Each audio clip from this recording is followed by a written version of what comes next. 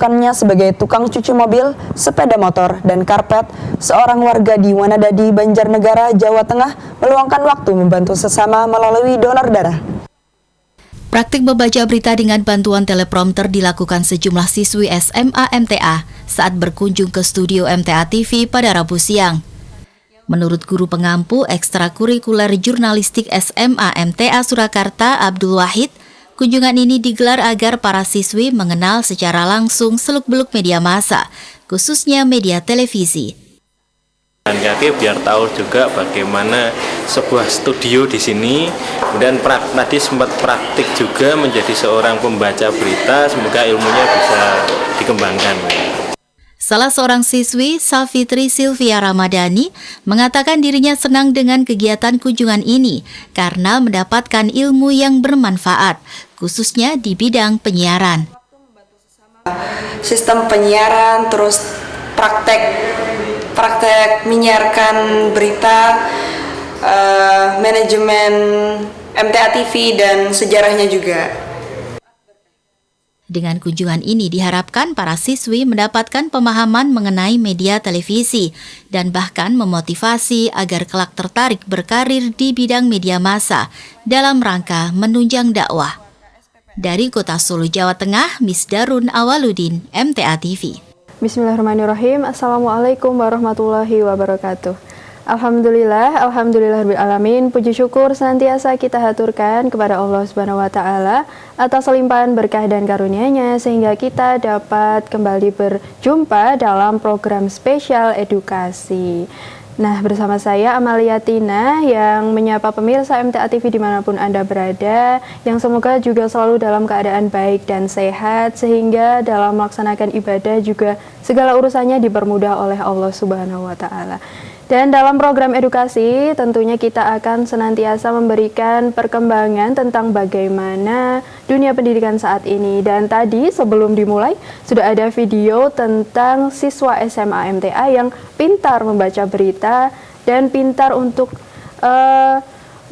berperan menjadi pembaca berita atau presenter. Nah, sekarang sudah hadir Kak Safitri Sylvia Ramadhani dari SMA MTA, juga Bapak gurunya Bapak Abdul Wahid SS. Langsung saja kita sapa. Assalamualaikum warahmatullahi wabarakatuh, Mbak Sylvia dan Bapak Abdul Wahid.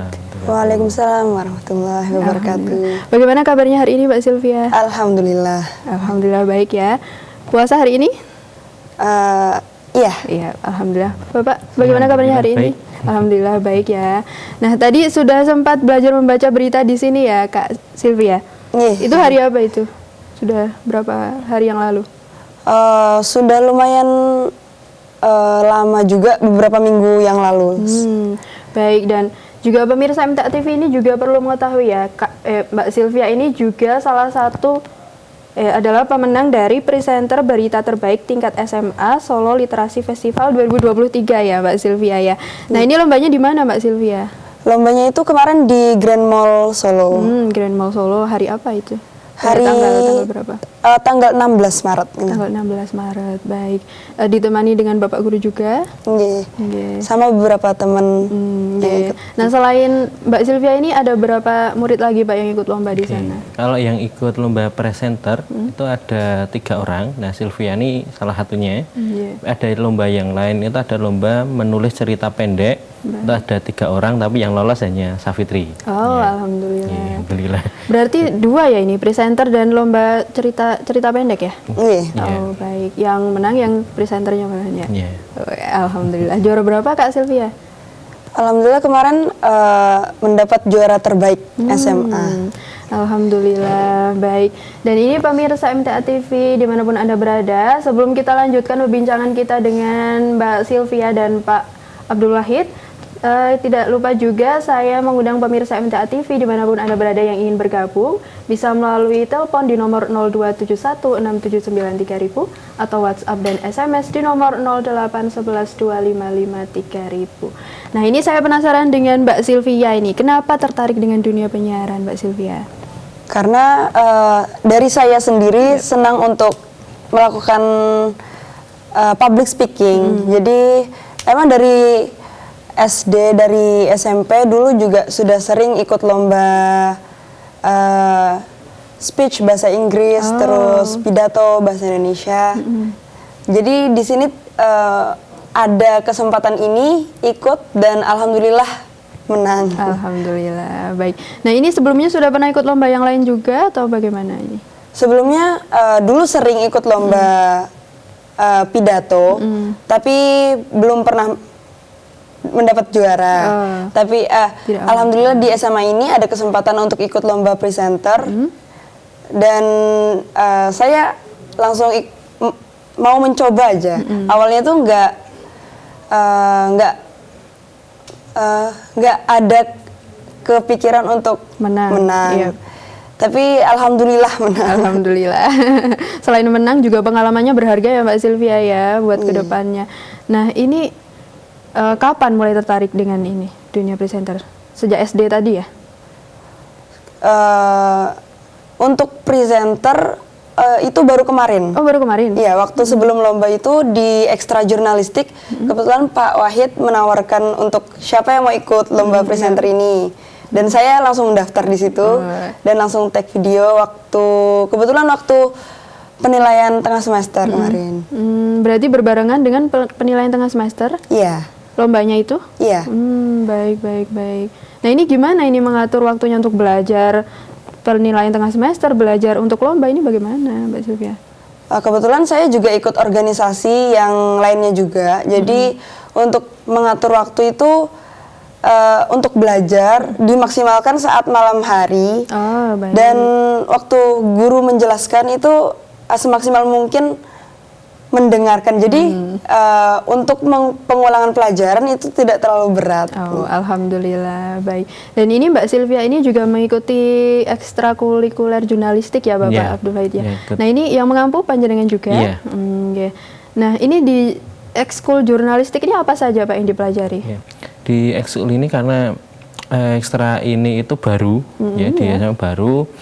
Yang awalnya ekstra ini ditujukan untuk mengisi tulisan di website SMA MTA. Nah, karena kan ada websitenya, kemudian kegiatan-kegiatan kesiswaan di SMA MTA itu jarang terpublikasikan dalam bentuk tulisan.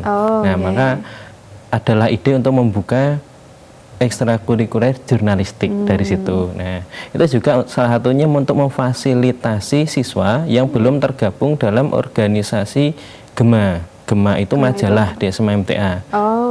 Nah, bagi yang belum bisa mengikuti itu untuk mengembangkan kemampuan menulisnya, awalnya gitu. Baik. Nah, berarti organisasi dari GEMA dan jurnalistik ini berbeda ya Pak ya? Jadi bukan GEMA ini bukan produksi dari ekskul jurnalistik begitu? Bukan, sendiri-sendiri. Ya. Pengampunya juga sendiri-sendiri. Baik, jadi kan mengampu jurnalistik saja. Ya. Baik, nah ini kan ekskul jurnalistik ini kan jarang Pak di SMA. Nah ini kenapa SMA MTA membentuk ekskul jurnalistik? Ya, karena dasari tadi untuk mempublikasikan kegiatan, terutama kegiatan berita dalam bentuk tulisan di website terutama. Dan juga untuk mengembangkan potensi siswa. Siswa itu ada yang berpotensi untuk menulis. Nah, di sini jurnalistiknya ini sebenarnya bukan arahnya ke penyiaran sebetulnya. Cuman karena ada yang berpotensi ke penyiaran, saya ajak ke situ juga. Gitu. Cuman awalnya itu di kepenulisan, jadi jurnalistik dalam bentuk tulisan.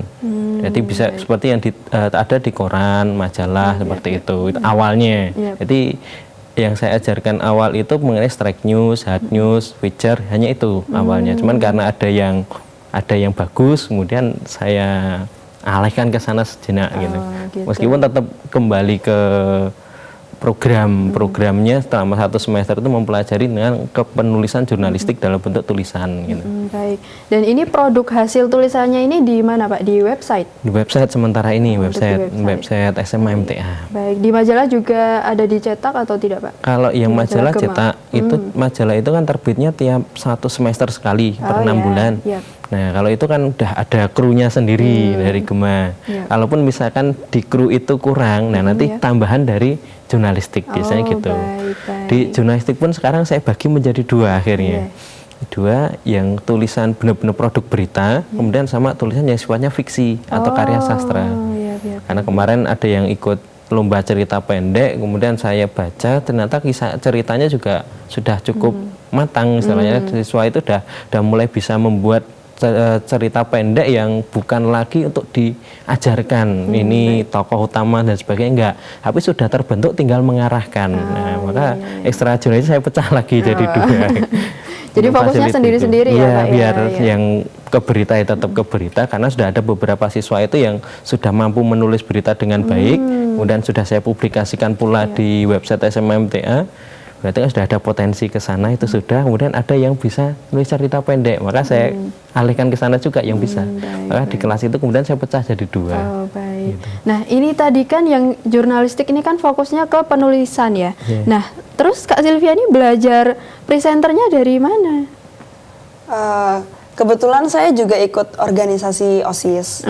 Ya. Jadi di OSIS sendiri itu kebiasaan berbicara di depan banyak orang. Jadi di sana sekalian sebagai sarana untuk mengembangkan skill ini, gitu. Jadi kan kalau di asrama kan kita punya forum setiap selesai sholat, atau setiap ada pertemuan-pertemuan asrama. Di situ saya selalu ikut mengambil bagian untuk berbicara di depan. Baik, baik. Dan ini tinggalnya di asrama ya Kak Sylvia ya? Iya. Ini aslinya di mana kalau boleh tahu? Dari mana? Saya aslinya Kalimantan Selatan. Oh, Kalimantan Selatan, jauh sekali ya. Kapan terakhir pulang Kak? Terakhir pulang itu tahun kemarin untuk ke Kalimantan Selatan sendiri. Waktu libur sekolah ya? Iya. Pulang berapa hari waktu itu Kak? Kurang lebih 1 bulan. Oh, lama ya. Lumayan lama. Iya. Baik. Nah, ini selain menulis cerpen dan berita, apa ada program lain dari ekskul jurnalistik, Pak? Sementara baru itu, baru itu ya. Kemudian mau pengembangan ini yang ke penyiaran. Penyiaran. Tapi nanti itu ekstranya setelah saya komunikasikan dengan pihak sekolah, itu nanti ada ekstra sendiri namanya ke penyiaran. gitu. Nanti bikin ekskul lagi ya. Nah, untuk yang kunjungan ke MTA TV, ini juga salah satu program ekskul jurnalistik juga ya? Jadi ada program itu kunjungan ke media massa.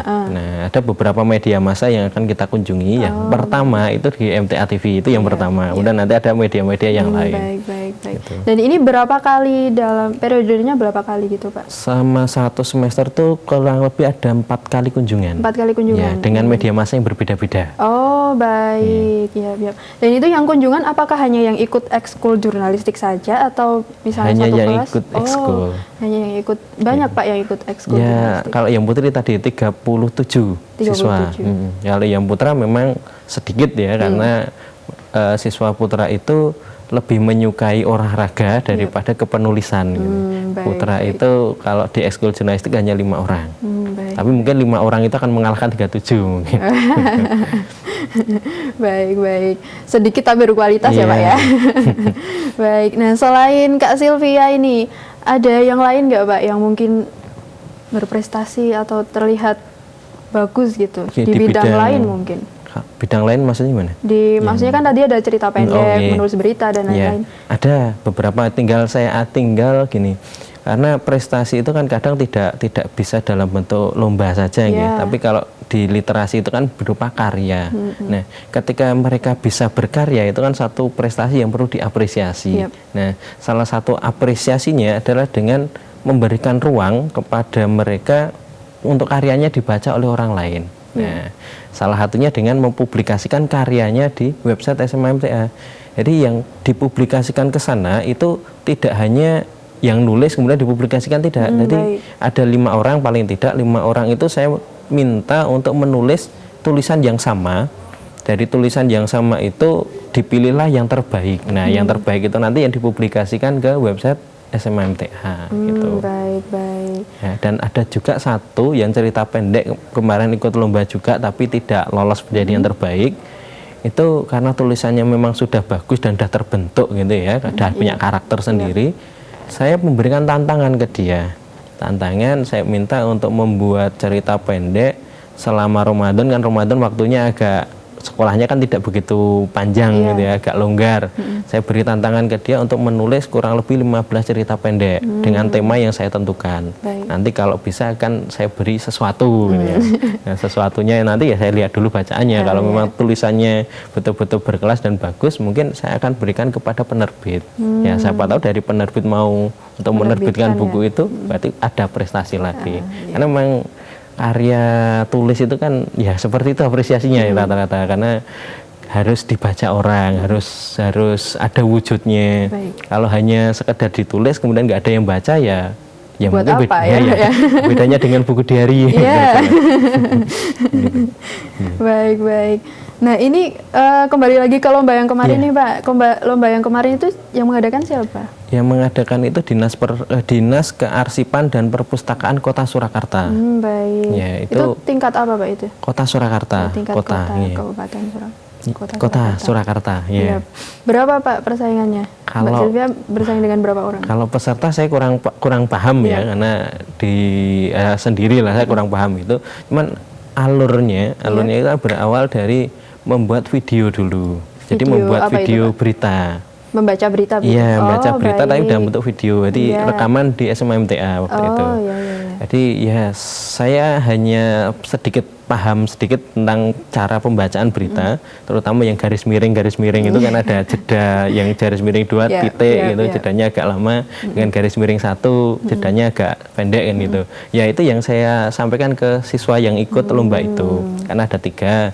Nah dari itu kemudian diambillah videonya. Pengambilan video itu ketika mereka ujian tengah semester. Jadi cari curi-curi waktu. Curi waktu ya akhirnya bisa. Meskipun dengan ya berbagai persoalan tentunya. Dan akhirnya juara. Alhamdulillah. Dan itu penilaiannya kan juga memakan waktu yang cukup lama, kurang lebih ada 2 pekan itu. Oh, jadi tidak langsung begitu ya Pak ya? Tidak. Di Solo Grand Mall itu tinggal pengumuman. Jadi finalnya istilahnya gitu, finalnya di sana. Jadi penjurian dan sebagainya ketika video itu. Ya, nah, video apa yang dinilai saya kurang paham karena dari panitia tidak memberikan penilaiannya apa saja gitu. Baik. Berarti datang ke Solo Grand Mall tinggal menerima hadiah gitu ya, Mbak Sylvia? Iya. Aku diberitahu dulu gitu kalau ini lolos gitu. Karena kan asrama ya, asrama kan tidak bawa HP, yang di WA saya. Jadi saya malam-malam ke asrama ngabari. Besok tampil di Solo Grand Mall, saya katakan gitu. Baik, masih tampil juga Mbak Sylvia di sana? Iya, tampil di sana. Tampil langsung begitu? Iya. Ya, jadi kemarin itu waktu di Solo Grand Mall itu langsung pengumuman. Kemudian yang pemenang dari jenjang SD, SMP sama SMA itu semuanya langsung tampil di depan. Baik. Langsung tampil pakai naskah tidak, Mbak Sylvia? Iya. Membaca naskah begitu ya. Baik. Nah, ini kan tadi Bapak Abdul Wahid kan cuman mengajarkan ilmu jurnalistik, pembacaan beritanya kan kayak cuman sedikit gitu. Nah, fokusnya kan ke penulisan. Nah, ini saya tuh masih penasaran gitu loh. Kok Mbak Sylvia ini bisa sangat bagus gitu loh membaca beritanya. Ini sebenarnya belajar dari mana sih? Sebenarnya saya sendiri belajarnya itu secara otodidak ya. Jadi cuma berbicara di depan cermin. Ya, seperti itu. Gitu. Mungkin banyak yang bertanya-tanya nih, gimana sih caranya dapetin rasa percaya diri gitu?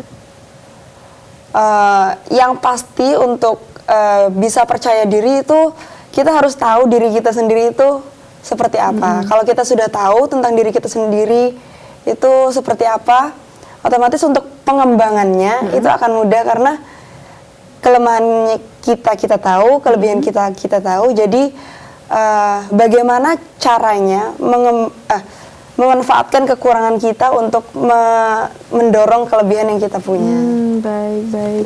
Dan nanti boleh dicoba ya Mbak Sylvia ya membaca berita ya. Oh iya bisa. Tapi nanti dulu kita istirahat sebentar ya Pak Abdul Wahid juga. Baik, pemirsa MTA TV dimanapun Anda berada, akan kami lanjutkan perbincangan kami setelah informasi-informasi berikut ini.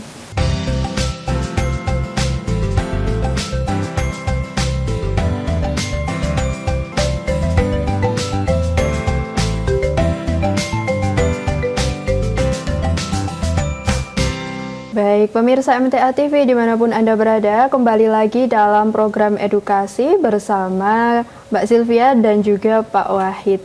Nah, tadi saya sudah janji ya untuk Mbak Sylvia membaca berita di sini dan kita akan coba ya Mbak Sylvia ya. Ini sudah ada teksnya, silahkan dibuka dan dibaca sebentar. Mau disusun dulu mungkin nada-nadanya buat bacanya. Nah, nanti pemirsa MTA TV Mbak Sylvia akan membacakan berita sesuai dengan naskah yang sudah ada ini dan kita akan dengarkan bersama-sama seperti apa sih keahlian dari Mbak Sylvia ini. Sudah siap Mbak Sylvia?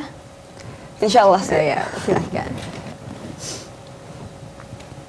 Pembukaan pojok pajak di pusat perbelanjaan modern di kawasan Lawean, Solo secara langsung dilakukan oleh Kepala Kantor Wilayah Direktorat Jenderal Pajak Jawa Tengah II, Slamet Sutantio.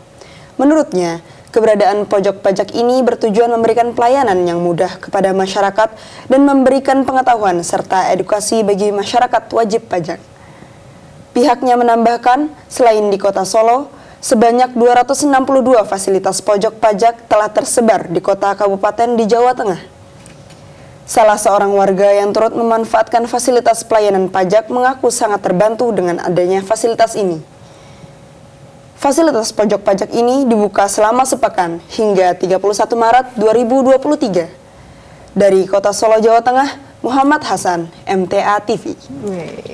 Alhamdulillah.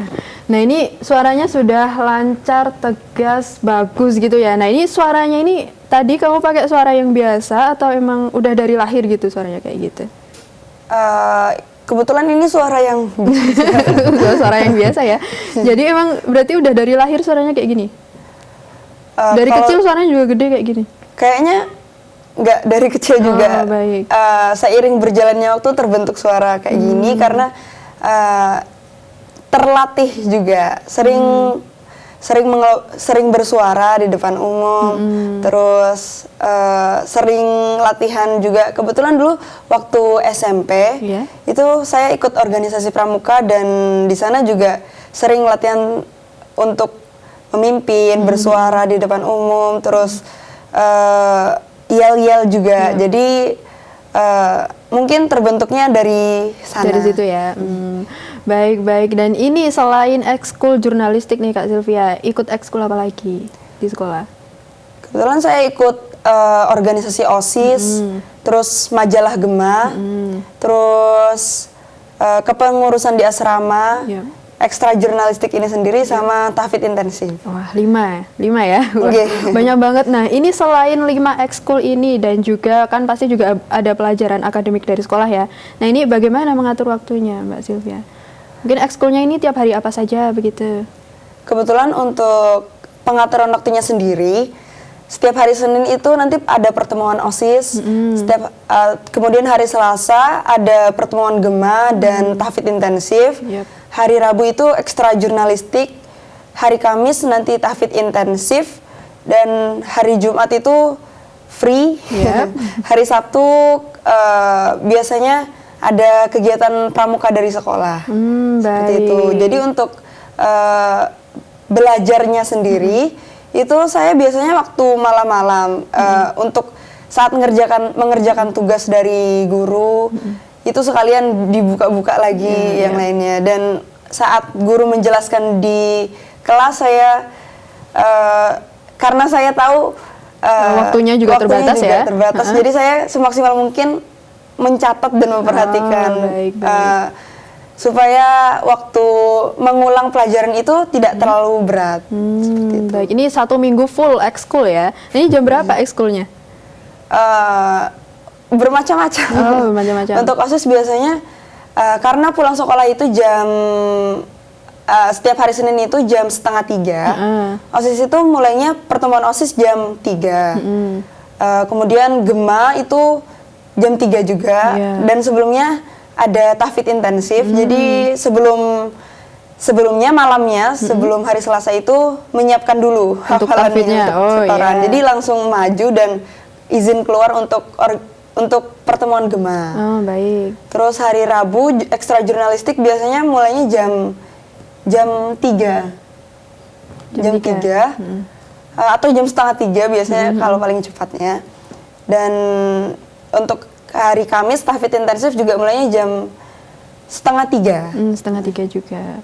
Baik, hari Jumatnya kosong ya, Iya. sorenya istirahat. Nah, ini apa ya? Gimana ini Pak prestasinya Mbak Sylvia? Selain di ekskul kan tadi sudah ikut banyak sekali ekskul. Nah, ini prestasinya bagaimana? Ya. Mungkin jenengan mengampu mapel apa? Ya, saya mengampu mapel bahasa Indonesia. Oh, mengampu mapel Kalau bahasa di Indonesia. mata pelajaran saya dia bagus, ya bagus. Nilainya ada ya lumayan lah, lumayan di angka 80 ke atas itu kan lumayan gitu. Iya. Ya, jadi dia Alhamdulillah. mampu menguasai materi yang saya sampaikan. Ya, saya salah satu dulu yang mendasari saya memilih Savitri juga untuk ikut lomba ini itu kan dari penampilannya ketika praktik ceramah. Oh, Jadi ada praktik bab, ceramah ya, di bahasa ada, Indonesia ya? praktik dan saya lihat bagus dan nilai saya berikan nilai juga bagus karena Iya. intonasinya bagus, gerak dan sebagainya. Nah, itu salah satu yang mendasari saya untuk memilih dia gitu. Karena sebelum mengikuti lomba ini sempat saya adakan semacam seleksi. Oh, Jadi baik, ya. tiap kelas yang saya ampu itu saya ambil 2 orang. 2 orang, kemudian dari situ terpilih 3. Nah, 3 salah satunya Savitri ini gitu. Baik, baik. Baik, ini temannya yang 2 nggak diajak Mbak Sylvia? Di asrama juga ya? Iya. Jauh-jauh juga atau emang tinggal di asrama mereka? Mereka tinggal di asrama, tapi rumahnya nggak jauh-jauh banget juga. Nggak sejauh kamu ya Mbak Sylvia ya? Iya. Nggak Kalimantan.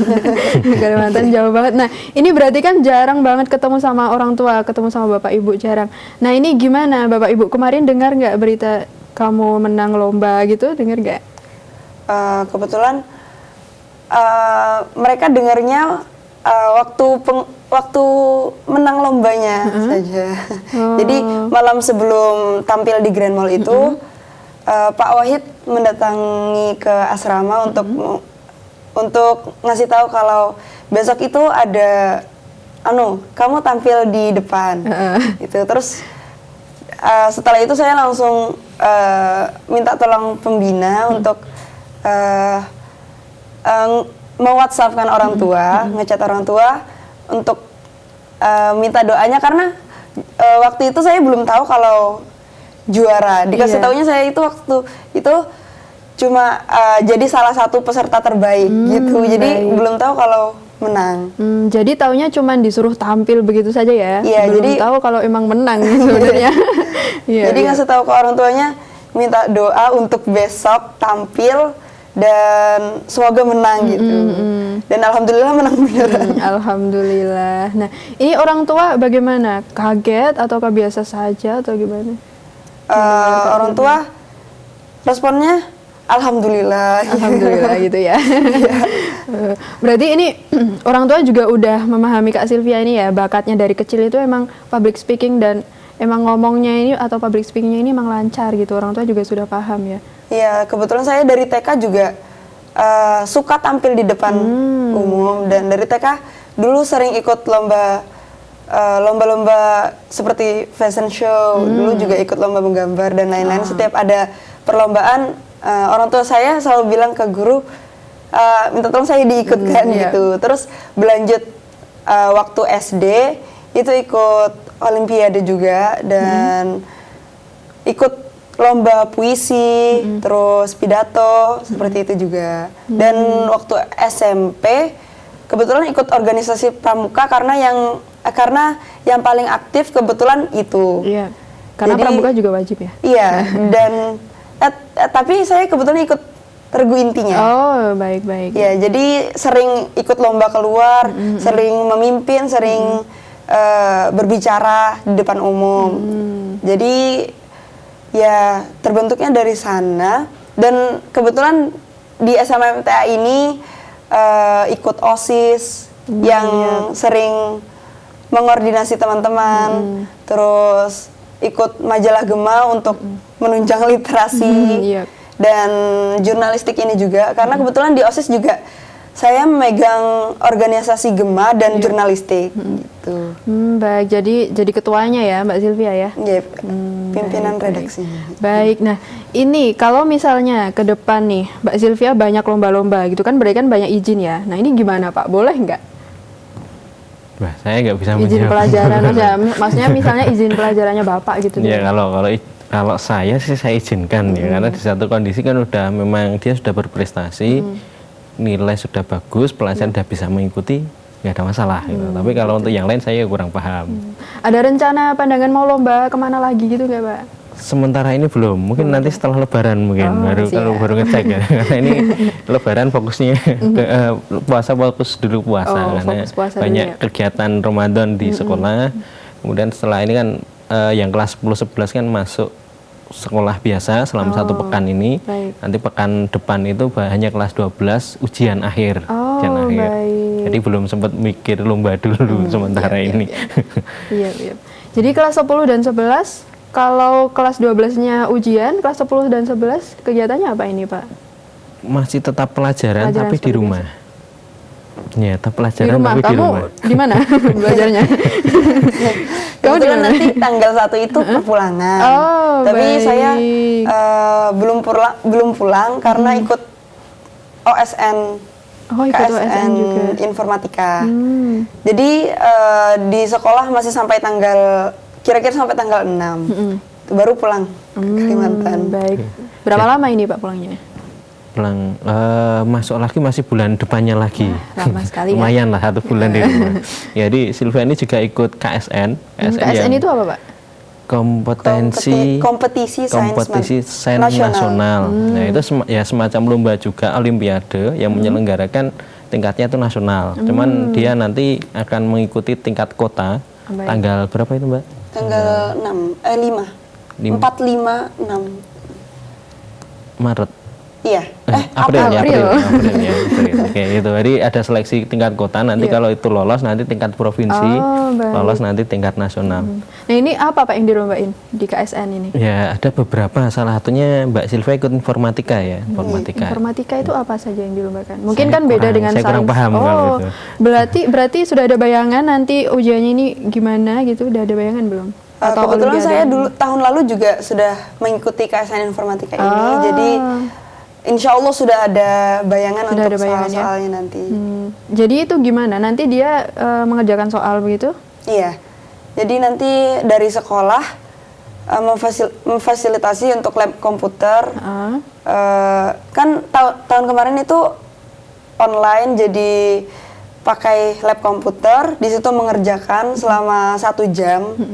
Terus nanti beberapa saat kemudian nanti pengumuman untuk yang lolos ke provinsi atau tidak.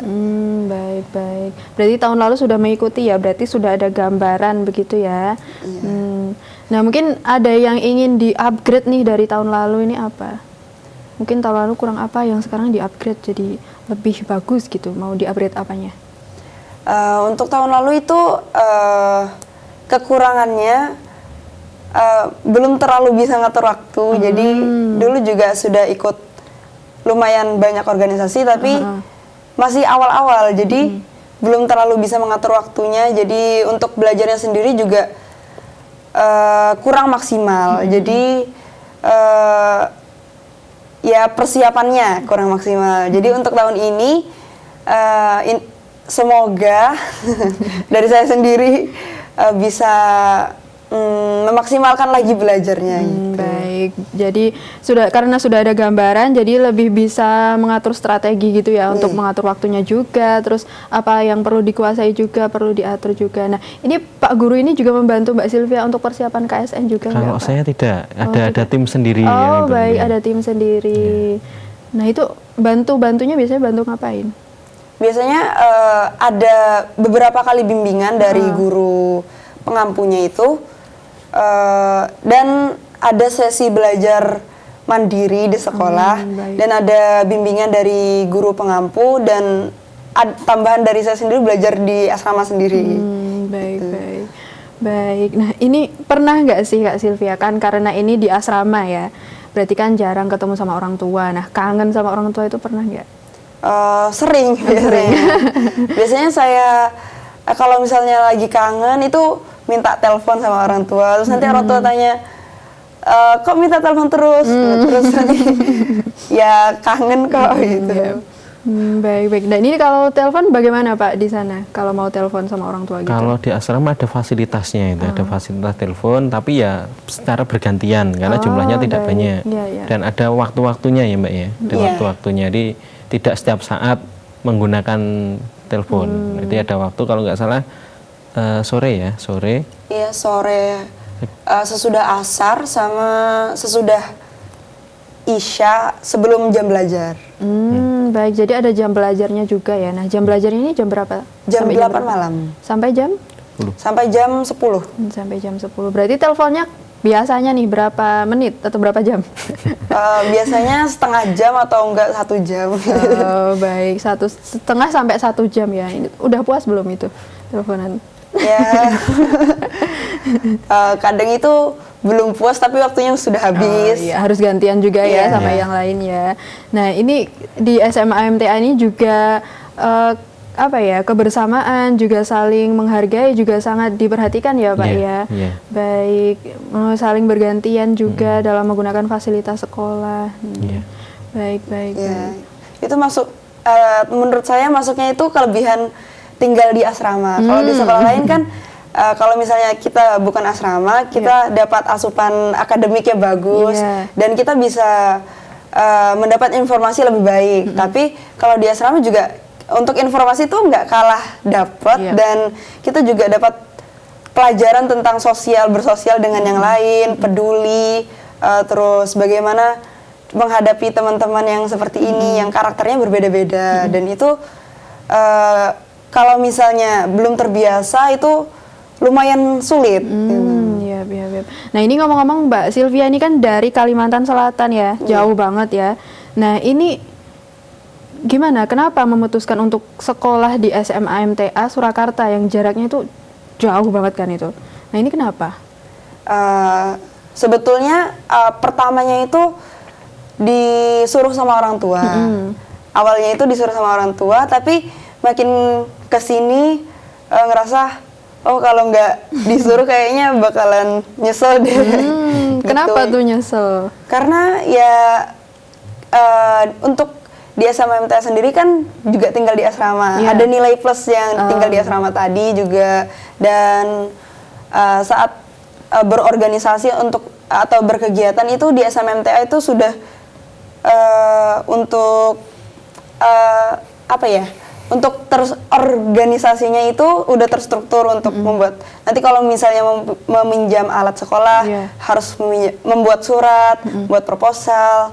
Jadi udah ada pelajaran lebih tentang itu di luar pelajaran akademik. Di situ juga ada nilai dakwahnya sendiri. Baik, Kalau kita baik. keluar seperti ini saat lomba itu niatnya nggak cuma untuk diri kita sendiri, tapi untuk dakwah Islam juga, untuk mempromosikan SMA MTA sendiri seperti itu. Baik. Jadi ada nilai disiplin juga yang diajarkan ya dari tinggal di asrama ini. Nah, ini mungkin Pak Abdul Wahid ini kan biasa bertemu dengan anak-anak ya. Kan ada beberapa yang di asrama, ada beberapa yang tidak. Nah, ini apa ada perbedaan gitu Pak? Kalau perbedaan yang paling kentara itu mungkin yang asrama nggak pernah pegang HP, yang laju mungkin sering ya, perbedaannya itu. Nah, kalau di sekolah ini perbedaannya? Kalau di sekolah sama-sama nggak boleh pegang HP satu.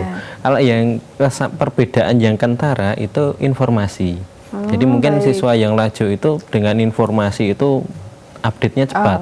Nah, mereka sering memberikan informasi kepada anak-anak asrama yang jarang mendapatkan informasi. Terutama pada berita. Dan anak-anak laju itu tahu perkembangan berita hari ini apa, tapi anak asrama nggak tahu.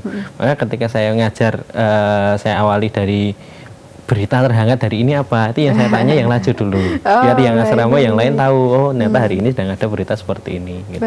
Baik. Dan ini mungkin ada yang ingin disampaikan Pak kepada Bapak Ibu yang mungkin punya anak yang mau masuk SMA MTA atau mau kepada teman-teman yang seumuran sama mungkin di bawahnya deh, di bawahnya Mbak Sylvia, biar semangat atau biar tertarik masuk SMA MTA ini, silahkan.